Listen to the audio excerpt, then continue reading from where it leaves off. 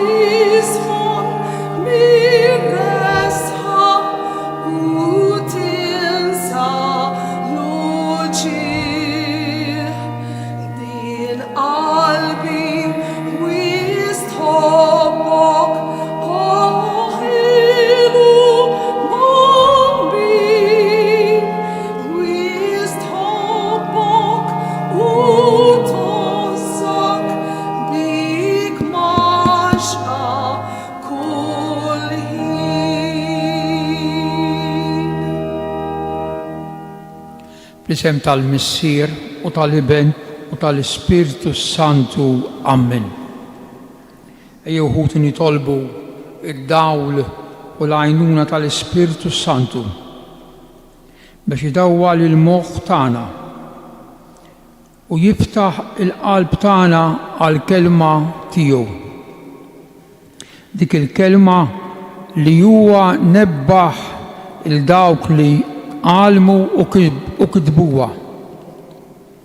Biex din il-kelma ħajja u li ddawwal tibqa' ddawwal lilna fil-mixja tagħna, dawl fil-modijiet tagħna. Nitolbu wkoll illum mod speċjali l-ewwel ġurnata ta' din is-sena, ġurnata li l-Knisja tiddedikara lil Marija Om Alla Mater Dei Theotokos, biex kif hija f'Nażaret qalet iva u laqgħet fil-qalb tagħha, fil-ġuf tagħha l-kelma kif hemm miktub Nażaret li bentalla hawn għammar fostna, verbum karo ik hawnhekk Nażaret. Hekk ukoll lilna Marija ddawwalna u tgħinna biex bħala nozzu u nħobbu u nimxu fuq il-kelma ta' Alla. Dan nitolbuh bi Kristu Sidina. Amen.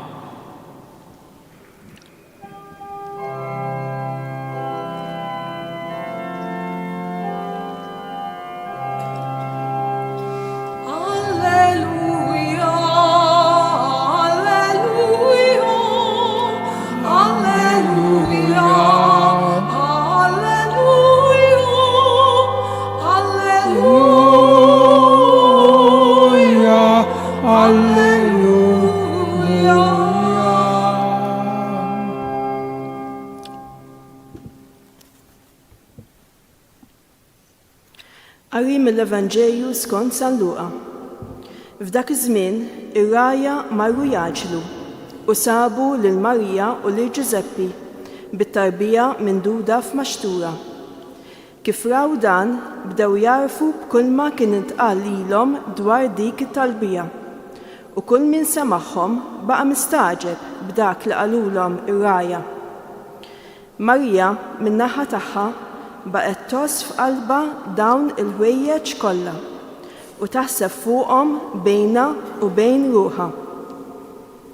Ir-ragħja mbagħad reġgħu lura, isebħu u jfaħru lil Alla għal kull ma kienu raw u semgħu, kif l-anġlu kien qalilhom. Meta wasal it-tmien jum biex lit-tifel jagħmlulu ċ-ċirkonċiżjoni, semmewh Ġesu bl-isem li kien tah l-anġlu qabel ma tnissel fil-ġuf. Il-kelma tajmulej. Titħir lilek Kristu.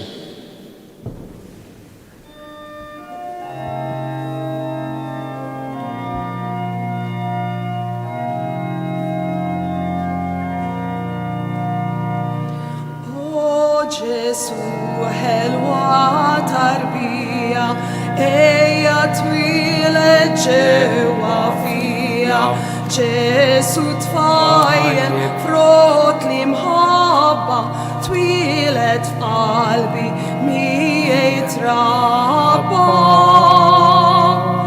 O Ġesu ħelwa tarbija, ejja twilet ġewwa fija, Ġesu tfajjel frott li mħabba, twilet f'qalbi miegħi trabba.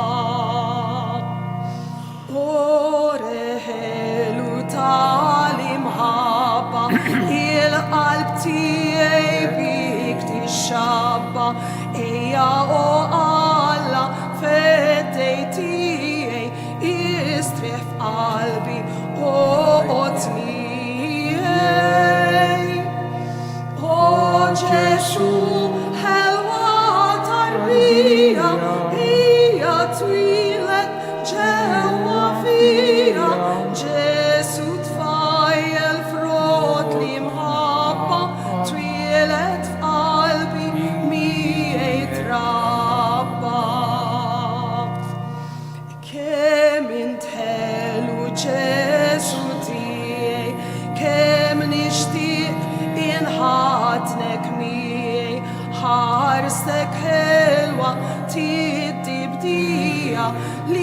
il-qalb tiegħi b'ferħ timlija. O Ġesu, ħelwa tarbija, hija twilet ġewwa fija. Ġesu tfajjel frott li mħabba, twilet f'qalbi miegħi trabba. Ġesu ħelu kemm inħobbok, bl-akbar rozza qalbi żommok.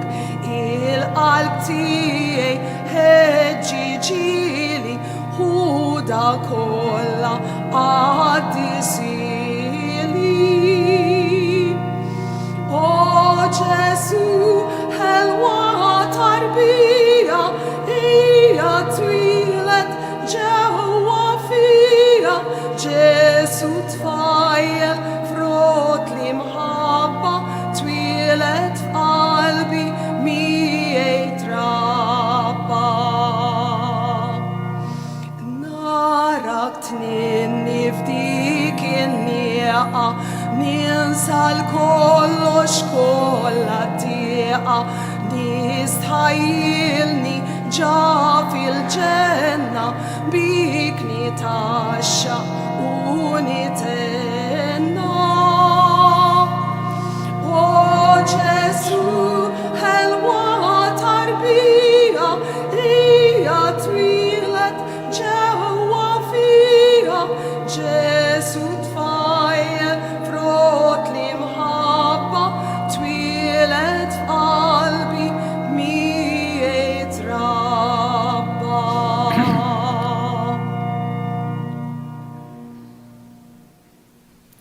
Meta wieħed jiġi biex ifisser ġrajja mill-Iskrittura, għandu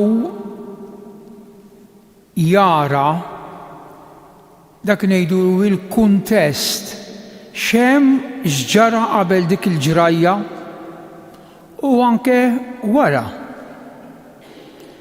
Hemm tliet kelmiet: test hija l-ġrajja, kuntest x'hemm qabel u x'hemm wara.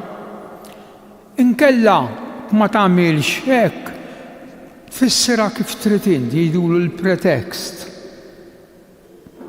Dejjem hekk irid isir fit-tifsir tal-kelma tal-Iskrittura. Issa aħna għandna qudiemna test. Rajja marru jaġlu, eccetera. Imma qabel dejn, x'ġara? Il-kuntest x'inhu? Nafuh, ta' imma hemm xi kelmiet importanti qawwijin ta' min ifissirhom. Mela għandna grupp ta' nies se nitkellmu. Qegħdin jieħdu ħsieb il-bejjem tagħhom. Bejn wieħed u ieħor 2 kilometri jew 2 kilometri bogħod minn Betlem. Dan il-post illum jismu Bet Saħur.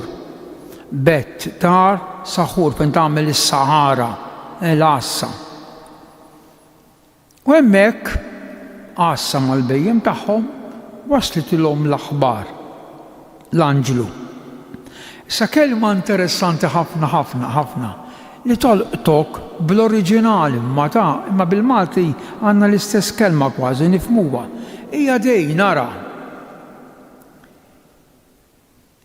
Evangelizzomaj ħimien. Ġejt l-anġlu, ġejt nevangelizzakom. Issa bil-Malti traduċejnija. Ġejt inwaslilkom ferħ aħbar kbira. Ħaren megalin. Imma s-sabiħ dejn il-kelma ġejt nevangelizzakom. Għaliex? Għax il-Vanġelu huwa aħbar tajba. Il-Vanġelu huwa aħbar ta' ferħ. Huwa aħbar li tlaqqek, twasslek biex tibda toqrob iktar lejn Ġesu. Anzi qabel L-Anġlu jgħidulhom kelma oħra bil-Malti ma traduċejnijiex ta' bit-Taljan hemm qiegħda u bl-Ingliż.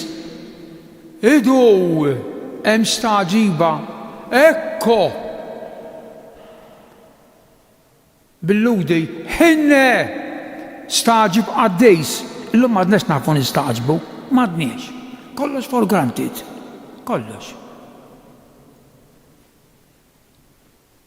L-Anġlu jgħidilhom staġbu, staġib għaddejs.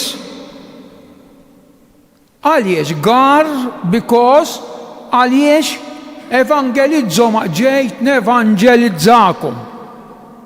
Ġejt, traduċejnija, tajjeb ta' nwaslilkom aħbar, ma mhux daqshekk biss,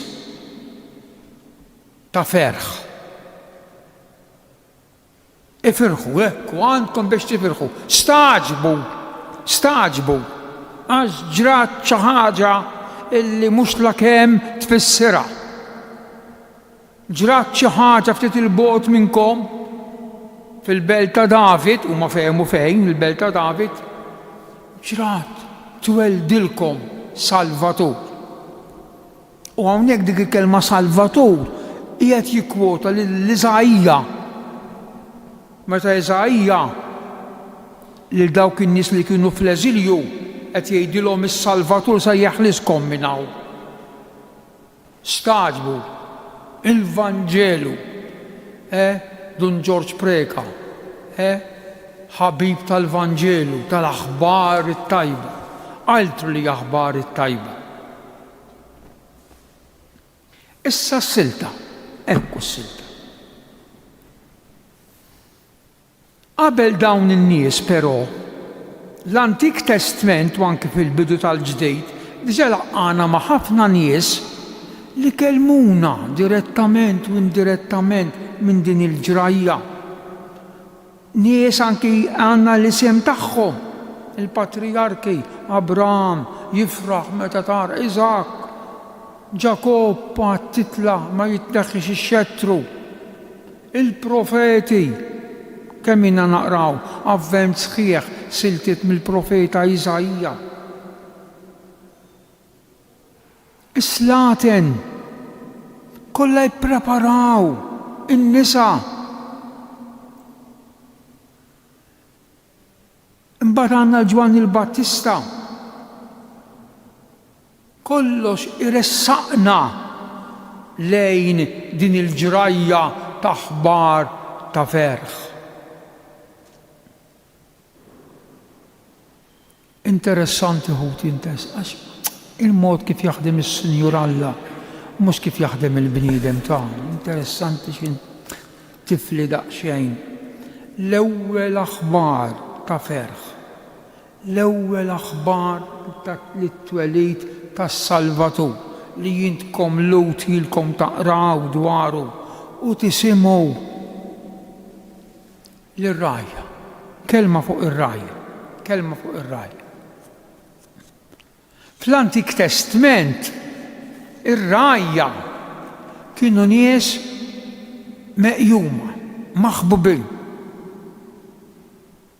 Il-profeti tkellmu ħafna fuq ir-rajja, Eżekjel pereżempju, jgħid li r-rajja hemm bżonn li jkun serju fix-xogħol tiegħu, jieħu ħsieb il-merħla. Għandna s-Sant 23 il-mulej u r-raj tiegħi. Ġeremija tkellem mir-rajja. Imma rejb Ġesu kien għadu ma twilid Ġesu forsi 150 sena, ir-rabbin il-dawn il-kwalità ta' nies bdew warbuhom. Kważi jgħajruhom. Intom minn iċsejn. Intom ma jixirqilkomx toqgħodu man-nies. Imma għax il-bniedem, imma mbagħad ġimielhom ridu l-ħrief tagħhom biex joffruhom sakrifiċċji fit-tempju u l-aħjar u l-isbaħ, imma lilhom le. Imma Alla ħuti l-ewwel aħbar interessanti, l-ewwel aħbar, l-ewwel evanġelju jibgħatu lilhom. Iwasslu lilhom. Dawn, se nitkellmu aktar wara, ma ħanejda mill-ewwel, ġew evanġelizzati, ġejt nevanġelizzakom għallhom l-anġelu, imbagħad huma issa naraw x'marru u tkellmu, saru evanġelizzaturi huma stess bdew iwasslu l-aħbar it-tajb. Għaliex ħuti għaliex? Għax iltaqgħu ma' Ġesu. Daw is-sigriet ta' kollox. Bil-festi li qegħdin nagħmlu, nifirħu u nagħmlu sew, iridu jilaqgħuna f'kuntatt dirett ma' Ġesu. Dawn smajt espressjoni, ir-rajja daħlu novizzi, in-novizz għadu qiegħed fit-triq jitgħallem u jistudja u jaqra r-regola. U ħarġu minn hemm ġew patrijiet jew gwardjani diġà mibdula il-kelma.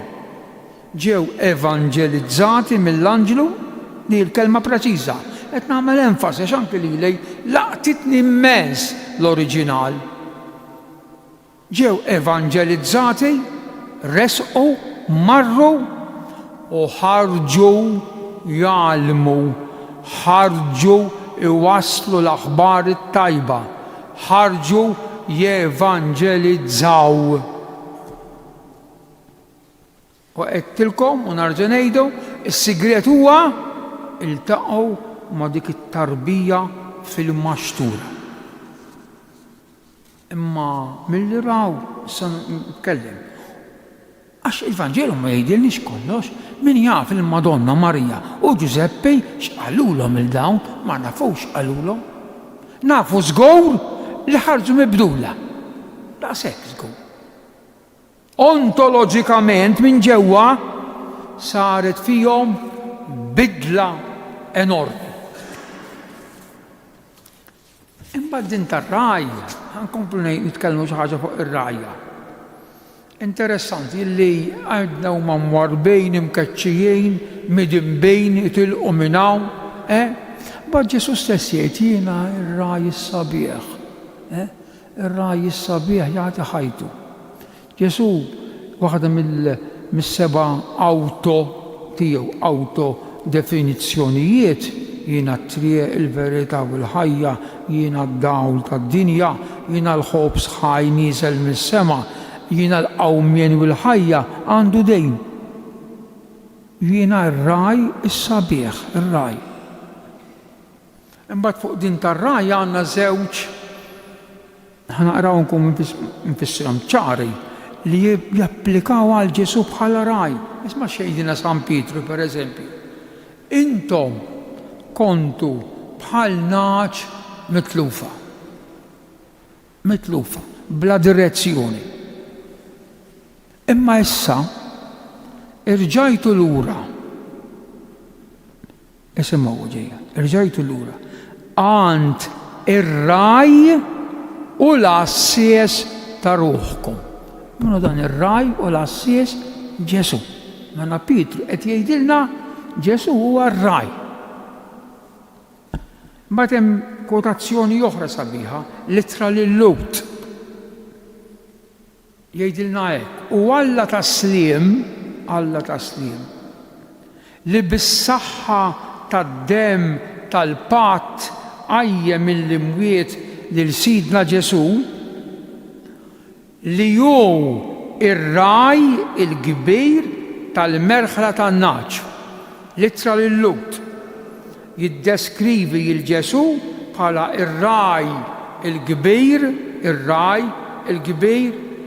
Ma allura hu xejn barra minn postu li l-ewwel aħbar, l-ewwel evanġelju u l-ewwel adoraturi lil din it-tarbija kunu ir-rajja.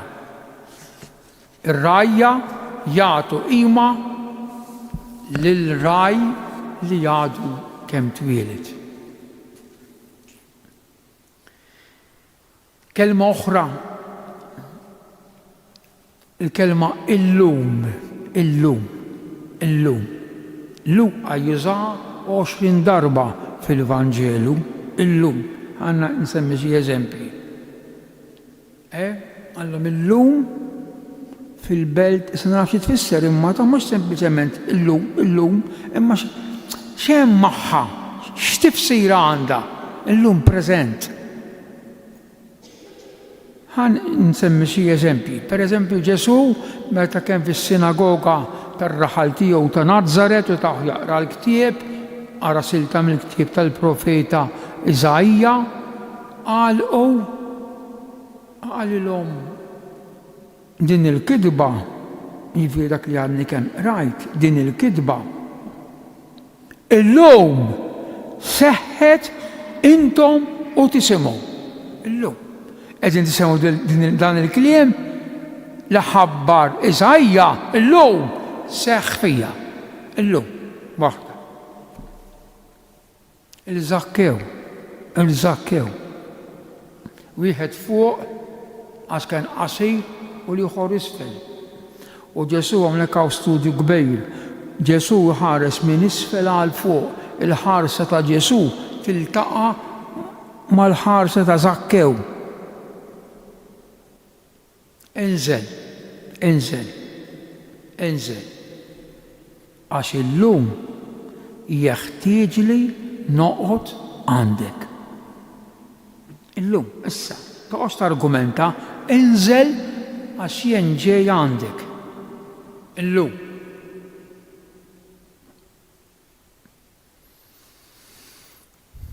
Fl-aħħar momenti tal-ħajja. Wieħed minn dawk iddefendih. Għallu Ġesu ftakar fija meta tkun fis-saltna tiegħek. Interessanti. Qed jara Ġesu sultan. Imma x'kien ara l-iskrizzjoni li kien kiteb Pilatu. Ġesu ta' Nażaret, is-sultan tal-Lud. Sultan, ma naftakar fija. U Ġesu jgħidu dak il-kelmiet tant qawwijin. Illum tkun fil-ġenna miegħi. Il-kelma ġenna paradejson bl-Ingliż paradise. Hawnhekk biss jużaha Ġesu fit-Testament il-ġdid kollu, hawnhekk biss. F'dan il-mument, fl-aħħar mumenti ta' ħajtu, x'waħda din. Illum tkun fil-ġenna miegħi. U l-rajja illum tweldilkom Salvatur.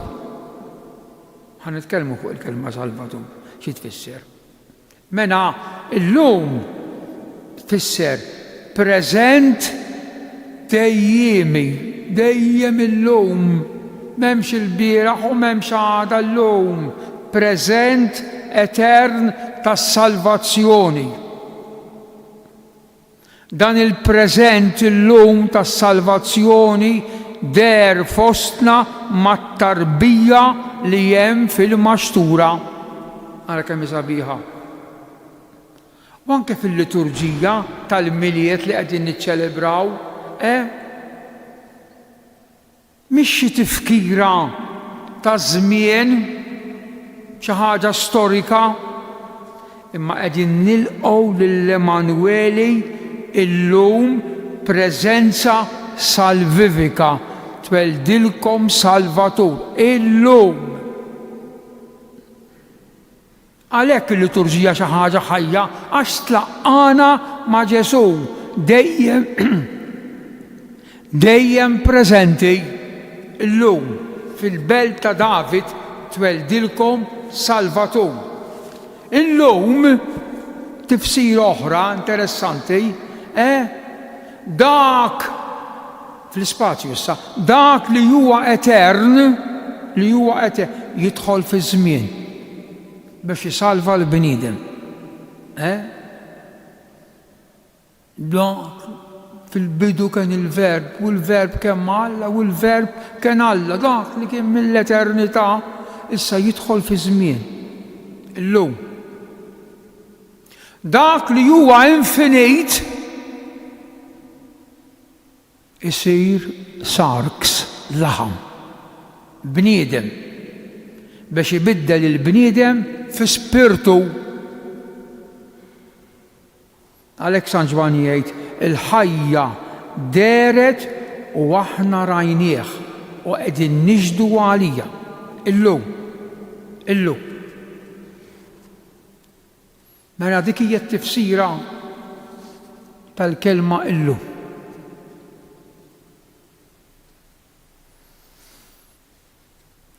U dawn ir-rajja fis-sempliċità tagħhom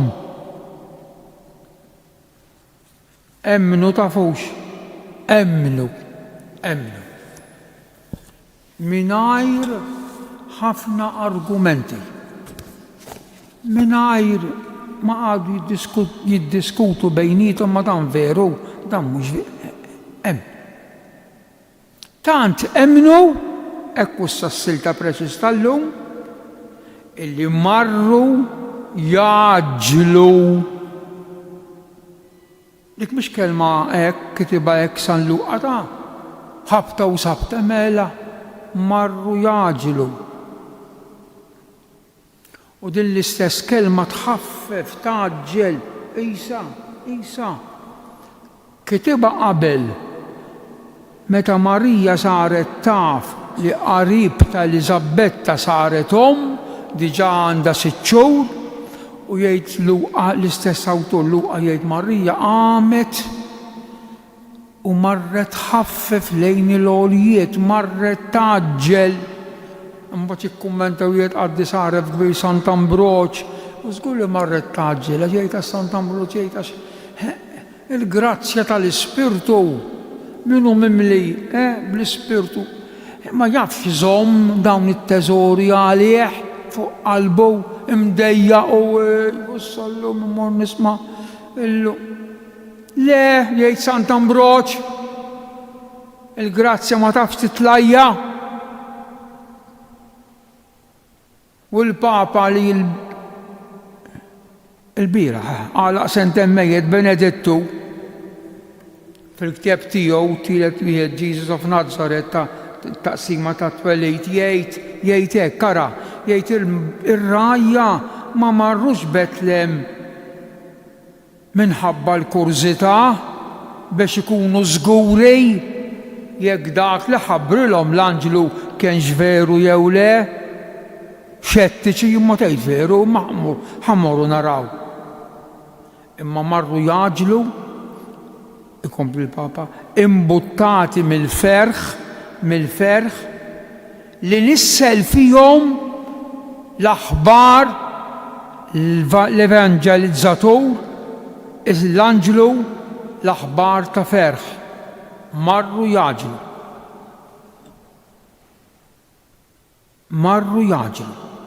Bnedmin id-dinja twarrabhom imma kellhom kuntatt dirett in-natura li tkellimhom mal-Alla bħalma jgħid is-Salm ismewwiet ixandru l-kobor ta' Alla, Emili dejħ tħabbar il-firxa tas-sema, jum lill-jum jagħti l-aħbar, lejl lil-lejl. Ma ħallejnihom dan il-kuntatt sabiħ man-natura li tkellmek fuq Alla.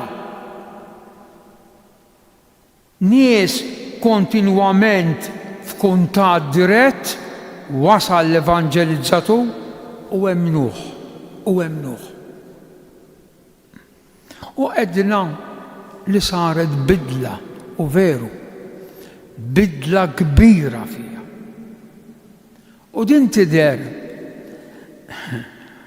forse ma tantx nagħtu każ, tidher fin-numru ta' verbi osra li jikteb Luqa f'din ix-xena tar-rajja. Luqa għandu ħafna hekk, anke pereżempju meta jiddeskrivi dik il-parabola tas-Samaritan it-tajjeb ta' resa niżel dewwielu rabbieħ ħallas. Issa hawnhekk hawn numru ta' verbi osra li juru l-imġiba tagħhom x'ħassew wara li l-anġlu telaq minn ħdejhom. X'kienet il-konklużjoni? Isemgħu. Immorru. Deċiżjoni. Immorru. Għalfejn, ħanaraw. Se nitkellem fuq il-verb tara. Ħanaraw. X'sanaraw? Għaliex? Kif għarrafna, kif għalinna għarraf l-anġlu. Tliet, iktar. Marru jaġlu. Sabu. Rajnija. Sabu. Raw.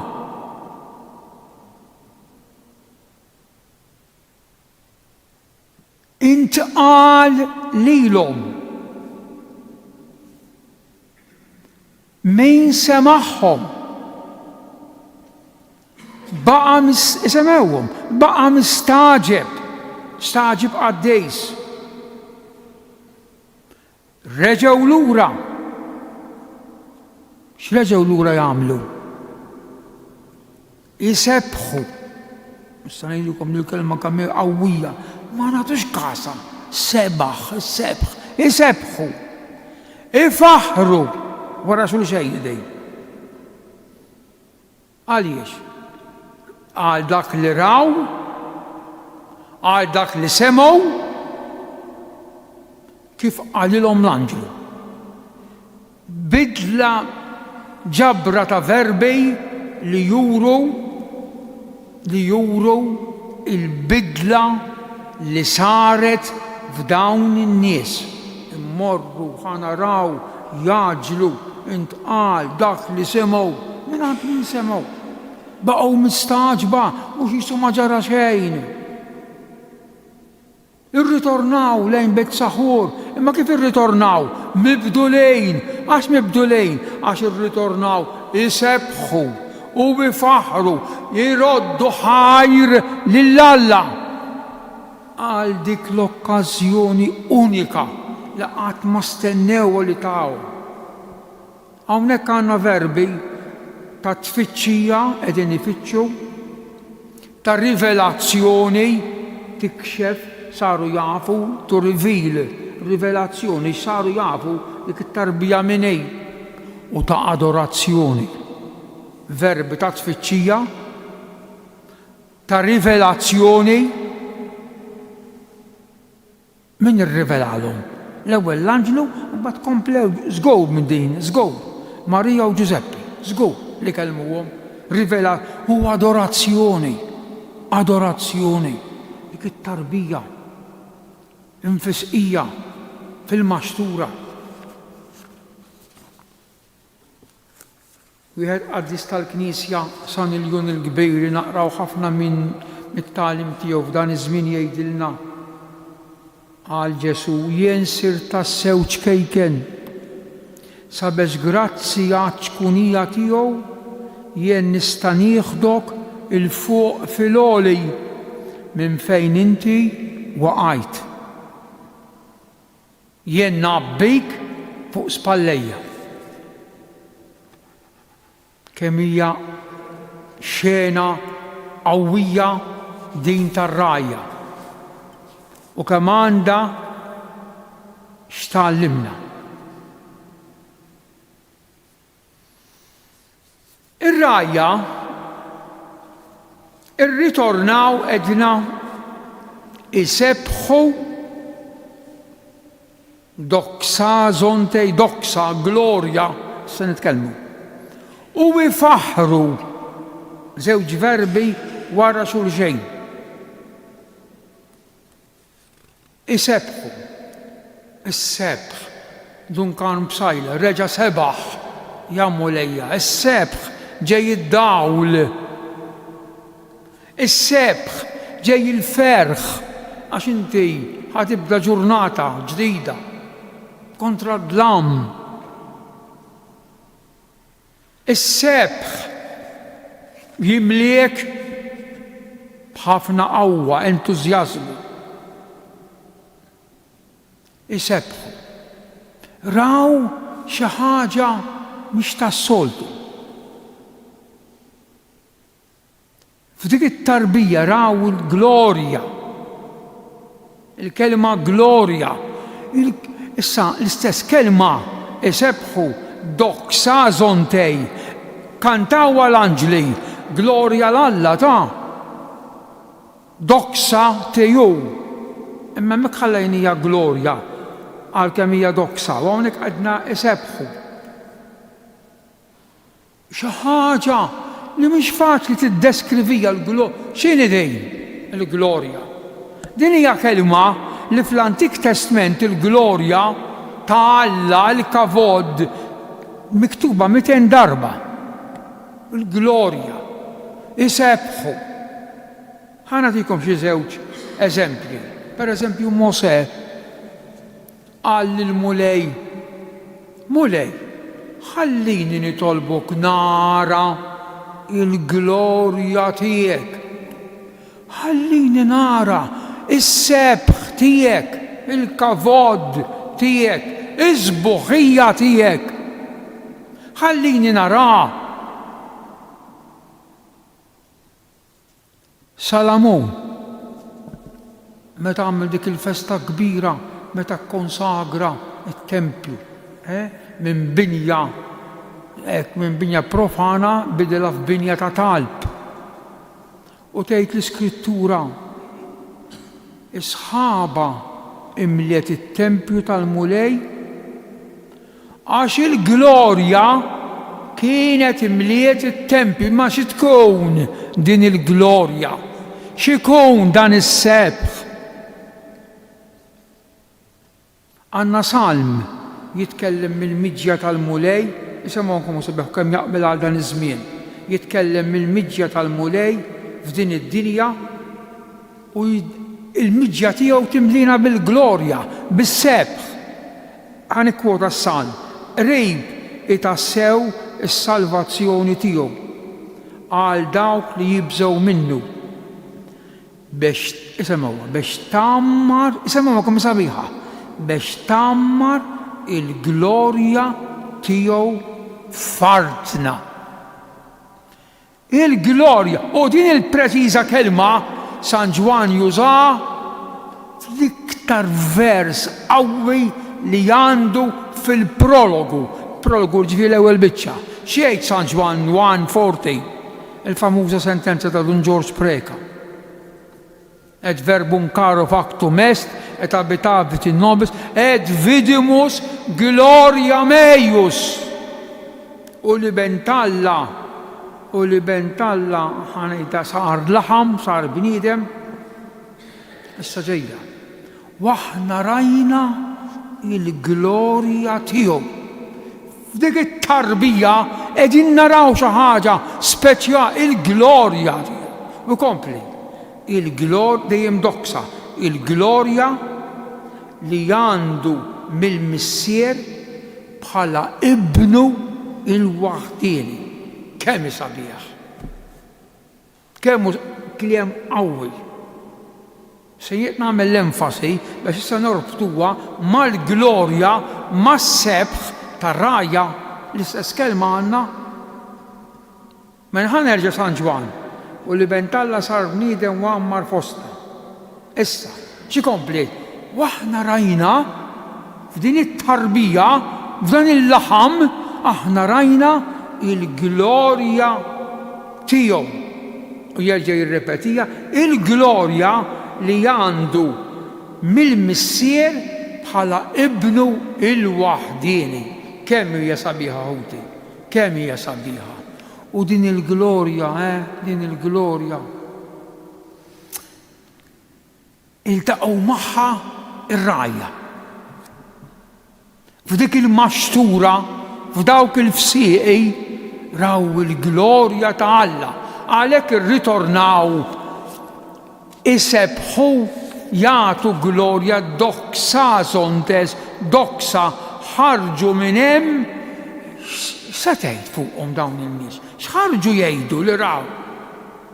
Il-glorja, dawn il-povri nies bdiewa, raħħala.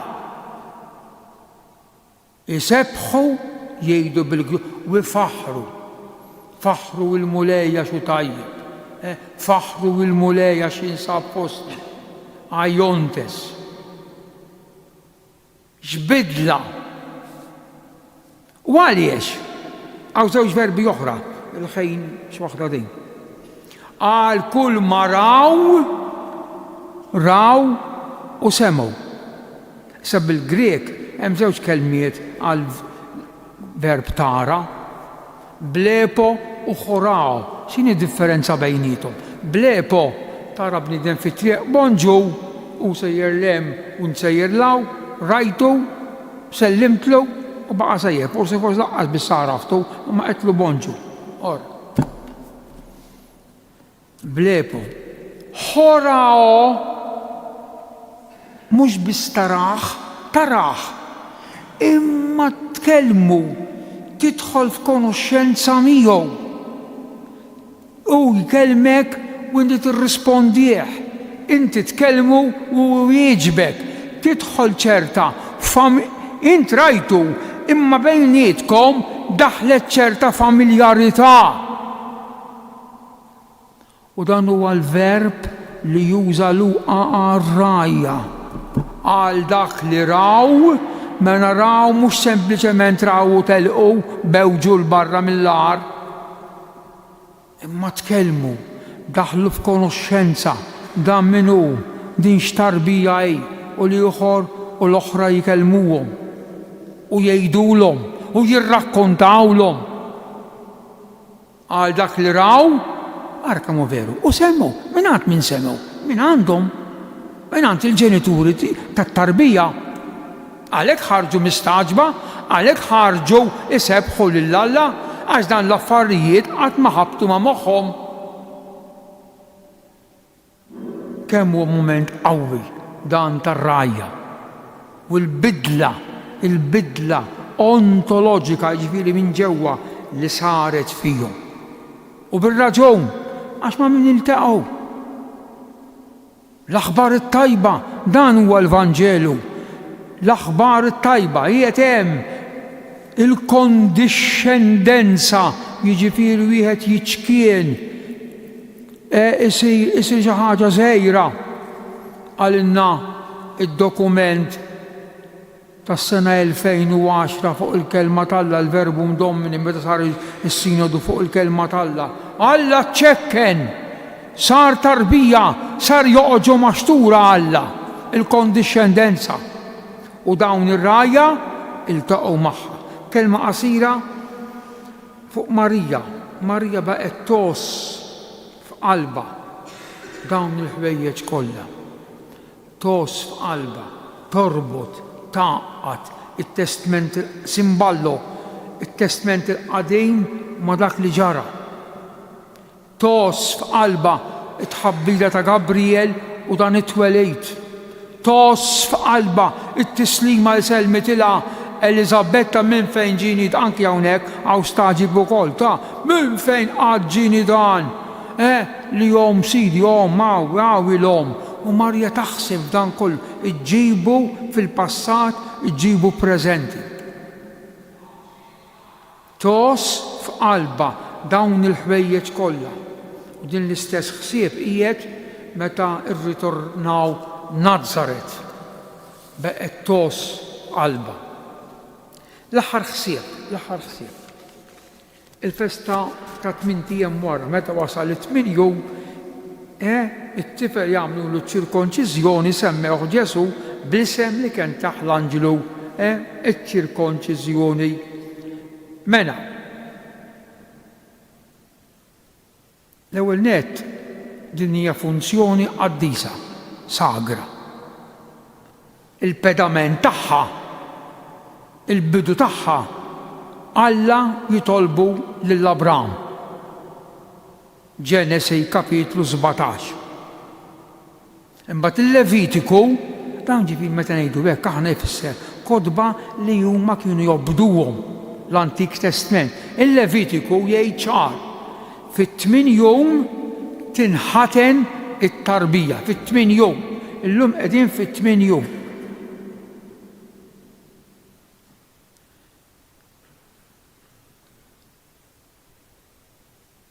F'din iċ-ċerimonja qaddisa San Giuseppe biss kien hemm il-qaddis kbir, San Giuseppe, għax hi ma setgħetx tmur għax kienet għadha meqjusa l-om imniċsa mill-festa tal-purifikazzjoni tal-om nagħmluha fit-2 ta' Frar, 40 ġurnata wara, għax tifel kieku tifla 80 ġurnata. Giuseppe, probabbli mar Betlem stess. Jiġifieri Betlem mhux biss twieled Ġesu, imma għamlulu ċ-ċirkonċiżjoni u tawh, se nitkellem, tawh l-isem. U r-Rabbi, jgħid talba, jgħid imbierek intalla, tagħna sultan tad-dinja li qaddistna permezz tal-kmandamenti tiegħek u ikkmandajtna nagħmlu iċ-ċirkonċiżjoni ir-Rabbi bit-tifel fidejh il-boj, u jgħidin it-talba.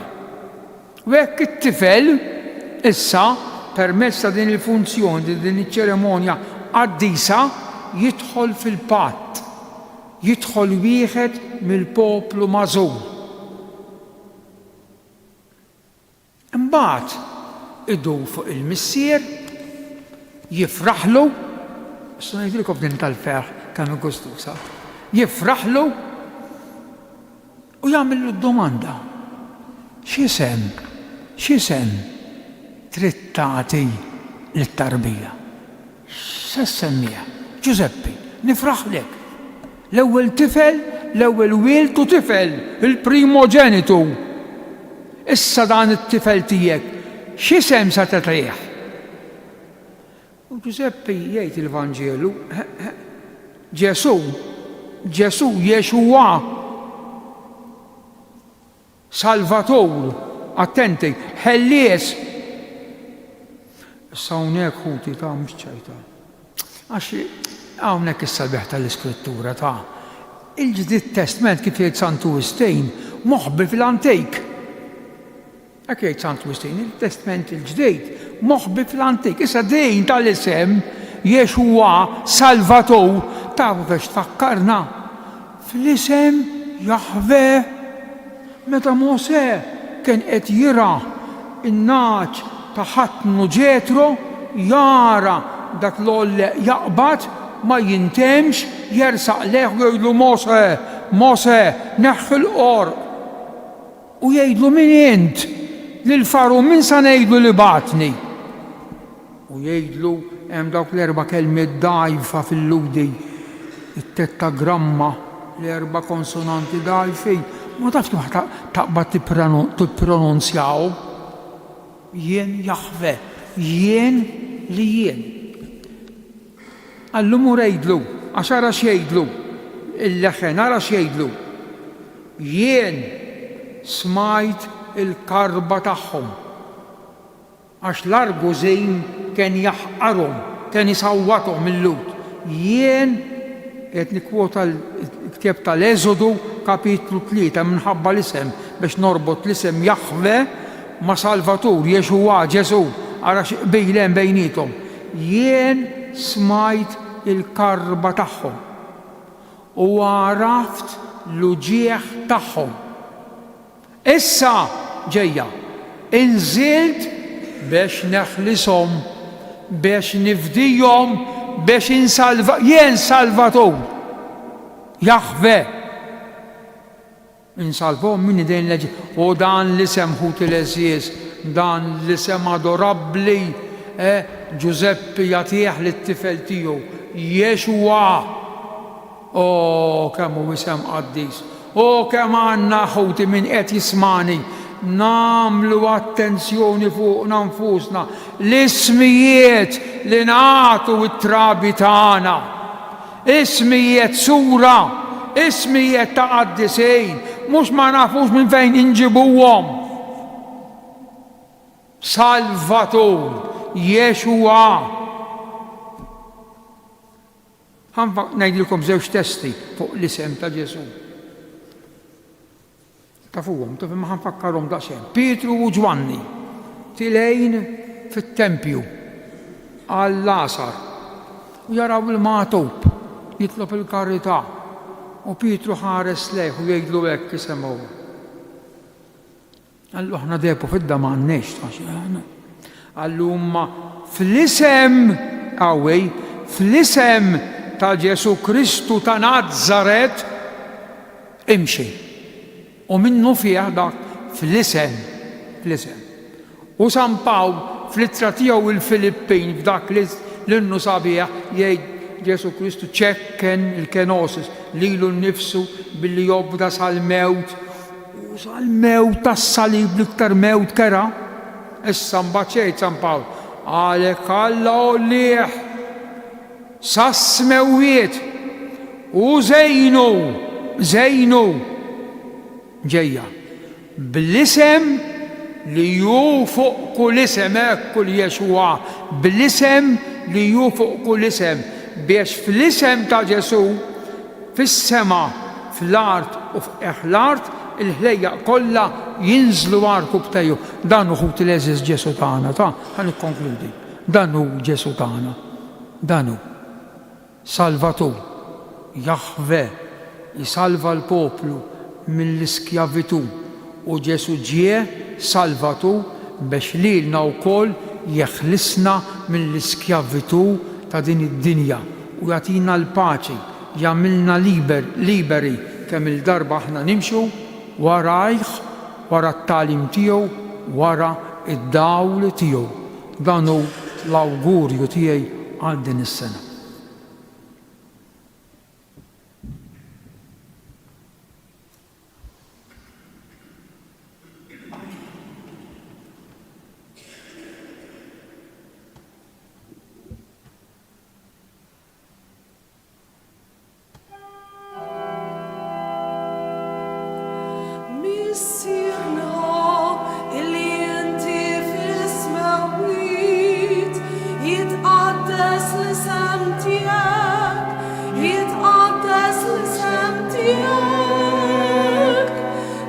Sant Mater, ikun dak li trid inti, ikun dak li trid inti, fis-sema hekk da fl-art.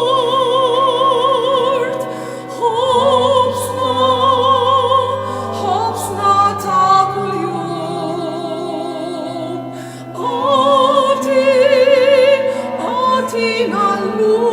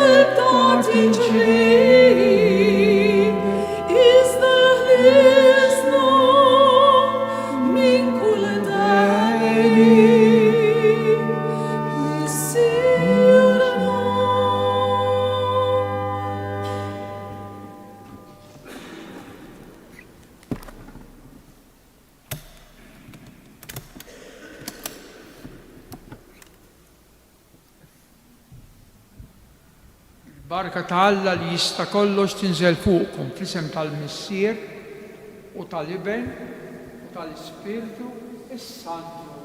Amen.